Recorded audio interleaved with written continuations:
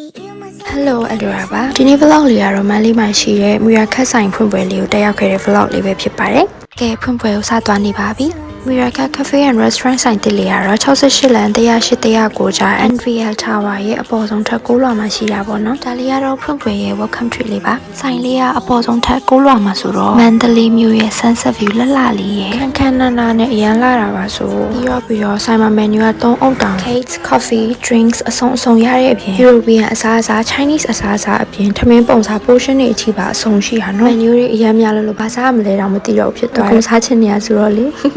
ဒါတော့ချေရတဲ့မမတွေနဲ့အမတ်တရပုံလေးတစ်ဖြက်ကဲဒီနေ့ရဲ့စိတ်လှုပ်ရှားစရာအကောင်းဆုံးကတော့ spin week game အစီအစဉ်ပါပဲဆူလက်ဆောင်တွေကအများကြီးစီစဉ်ထားပေးရဆိုတော့ရင်ခုန်နဲ့ဘာလေးကြမလဲဆိုပြီးတော့လဲရတာဆိုတာကတော့မီရာခက် t-shirt လေးချိန်ရခဲ့ပါတယ်ဒါကတော့ coffee bar မှာအလုပ်တင်များနေတဲ့ barista ချိန်ချောဆွနဲ့လည်းနှုတ်ဆက်ခဲ့ရပါသေးတယ်နောက်ပြီးတော့ညနေပိုင်းလေးဆိုရင် unplugged wine လေးနဲ့လည်း AC chill ရရမယ် by the way ဒီ California Crane Lake wine လေးကလည်းအရန်ကောင်းတာနော်ဒီနေ့ကတော့မီရာခက်မှာချိန်ရတဲ့ကိုအမရီနဲ့ activity အစုံလေးနဲ့အရန်ကိုပြောခဲ့ရတဲ့နေ့လေးပါပဲအဆုံးထိကြည့်ပေးကြတဲ့အတွက်အားလုံးကျေးဇူးအများကြီးတင်ပါတယ် bye bye